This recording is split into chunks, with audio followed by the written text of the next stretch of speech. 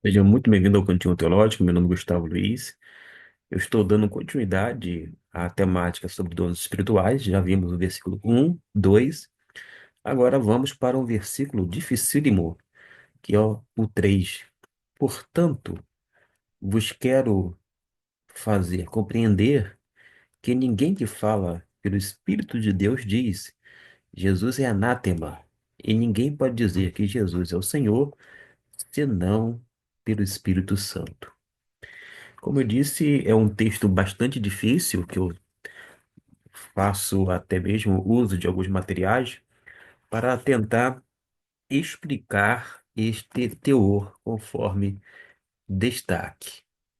Quando nós trabalhamos este versículo, a gente precisa ter em mente que os coríntios eram profundamente comovidos emocionalmente pela sua participação nas religiões de mistérios, que faziam fortes apelos às emoções dos participantes. Os gentios da igreja em Corinto não eram estranhos aos estados de êxtase em que caíam os participantes de ritos religiosos.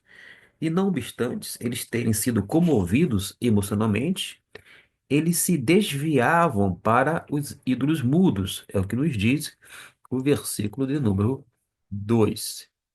Deixo aqui destacado e vocês podem muito bem atentar.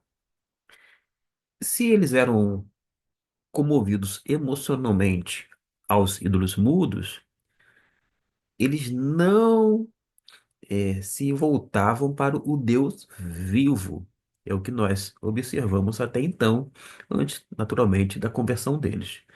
Mas nós sabemos perfeitamente que eles carregaram resquícios do paganismo, porque inicialmente eles eram como bebês espirituais, necessitavam de um alimento mais sólido à frente. Enquanto isto, havia muita coisa fora do lugar, tipo a ausência de amor, que fazia com que eles não tivessem um bom relacionamento com o próprio apóstolo Paulo.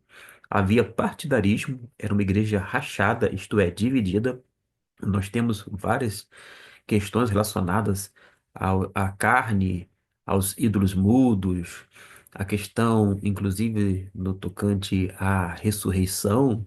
Alguns crentes em Corinto não acreditavam na ressurreição de Cristo, entre outras coisas, além da ignorância do próprio dom espiritual, ou melhor dizendo, dos dons espirituais, de modo que Paulo mostra que os ídolos que são mudos excitam os seus devotos, mas não têm revelação a, ou proclamação a dar.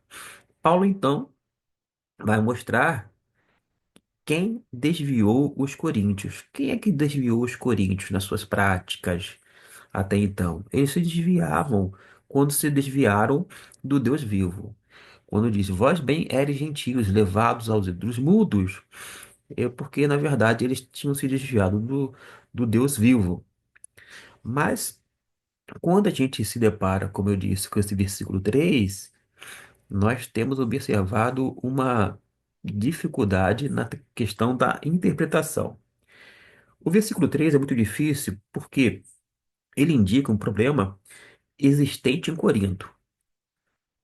O frenesi emocional que tomava conta de alguns dos coríntios era tão agudo que eles gritavam no meio do seu êxtase: Jesus é anátema. Isto é, que Jesus fosse condenado à destruição. Eles não entendiam claramente que os dons espirituais são muito mais do que manifestações incontroláveis de emoções. Mas quem pronunciava esse anátema? Porque alguns pronunciavam Jesus é anátema. Uma sugestão é a de que os judeus que diziam Jesus é anátema, em antipatia com os cristãos, não podiam dizer ou não podia estar seguindo a direção do Espírito de Deus. O Espírito Santo ajuda os homens a entenderem Jesus e não a condená-lo. Uma segunda interpretação é de que algumas pessoas na igreja tinham dificuldades em controlar suas emoções e irrompiam nessa expressão a despeito de si mesmas, em um esforço de conseguir controlar-se emocionalmente. Uma terceira possibilidade sugere que cristãos que foram forçados em alguma corte legal a negar que Jesus é o Senhor e declararem Jesus é anátema. Mas não há, naturalmente, evidência de que os cristãos estavam passando por testes desse tipo em Corinto.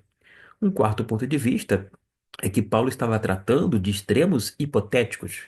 Ele está sugerindo hipoteticamente que nenhum cristão deveria jamais dizer tão extremo como Jesus é anátema e atribuir isto ao Espírito de Deus. A pessoa que é por Cristo não pode ser contra ele. Uma quinta interpretação, talvez possível, é que alguns dos coríntios possuíam algumas das características do gnosticismo do segundo século, embora aqui eles estavam lidando com o primeiro século, naturalmente. Mas alguns gnósticos do segundo século demonstravam indiferença para com a humanidade de Jesus. Eles estavam prontos para zombar dela e até condená-la, porque a sua lealdade era ao Senhor Celestial. Eles diziam que o emissário celestial apartou-se do homem Jesus antes da crucificação, de forma que só Jesus, o homem, foi crucificado e não o celestial. Portanto, nesses cristãos gnósticos em Corinto, mostravam indiferença para com o Senhor Jesus terreno, chegando a gritar na igreja: Jesus é anátema, é anátema. Essas pessoas estavam amaldiçoando Jesus terreno e adorando o Cristo celestial. Visto que Paulo está se referindo aos cristãos de adoração e a expressão da emoção cristã, é provável que a quinta ou até mesmo a segunda devem ser preferidas. Particularmente, essa quinta aqui eu não tenho nenhum tipo de inclinação para ela. Ah, sim, assim agiam alguns cristãos gnósticos no segundo século, mas nós estamos aqui tratando do segundo. E com relação à segunda, isso certamente tem alguma conexão, alguma relação, porque algumas pessoas teriam então dificuldade de expressar as suas emoções e até mesmo de uma forma descontrolada acabava dizendo que Jesus era anátema. Para que vocês tenham uma ideia, eu vou trazer um outro material, porque é de difícil interpretação, mas certamente mais de um material vai servir para poder, quem sabe, nos dar condições de verificar de que se trata realmente essa expressão Jesus é anátema, e ninguém pode dizer que Jesus é o Senhor, senão o Espírito Santo, seja em qual contexto. E o outro material que eu apresento é um tanto mais complexo, porque trabalha da seguinte maneira. Os gentios acreditavam que os deuses eram capazes de atingir os seus objetivos contra outros em áreas de vida como competições atléticas, assuntos de coração, negócios e política. Isso era praticado nos cultos pagãos por meio de uma maldição contra os seus adversários. Às vezes, essas maldições eram escritas em pequenas placas de chumbo depositadas no templo e nos pulsos e juradas em nome de um deus, isto é, de uma divindade. E numa dessas placas de chumbo, encontrada no templo de Demétrio, em Corinto, se lê: Hermes, do mundo dos mortos, conceda pesadas maldições.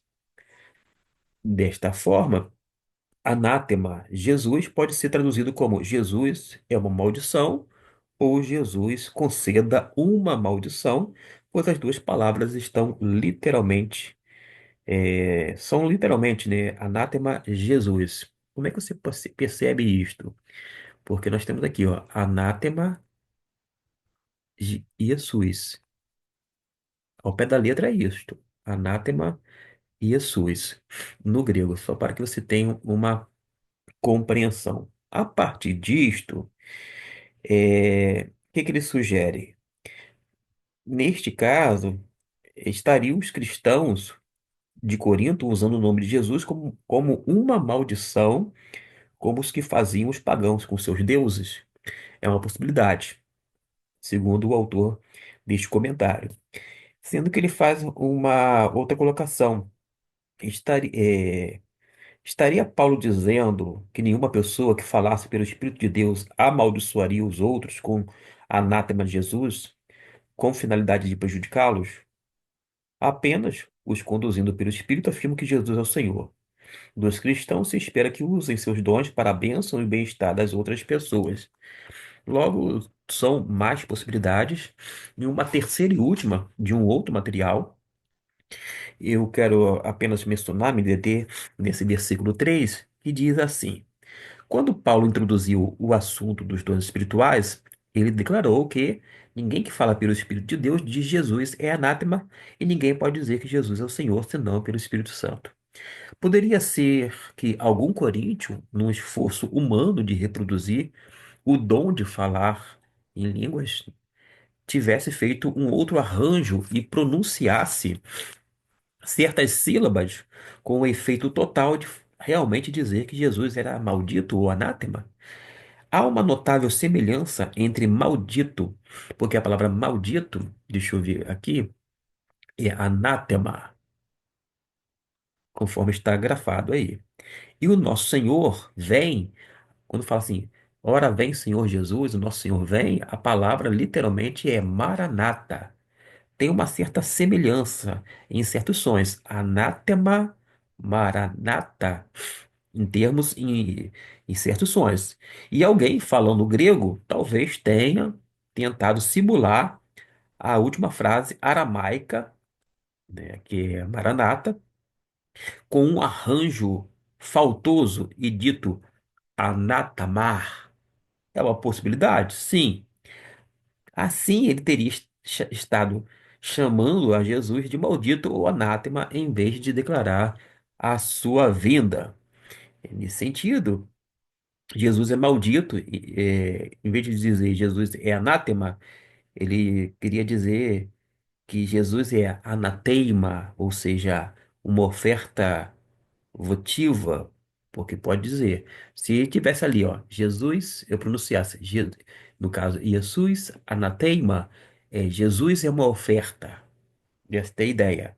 Mas aqui ficou, né, registrado anátema Jesus. De qualquer forma, meus irmãos, a gente já tem algumas possibilidades em termos de interpretação. Vou deixar com vocês para que verifiquem qual estaria fazendo jus ao texto bíblico. Espero que vocês tenham apreciado estas possibilidades no sentido de ajudá-los a chegar a um denominador comum.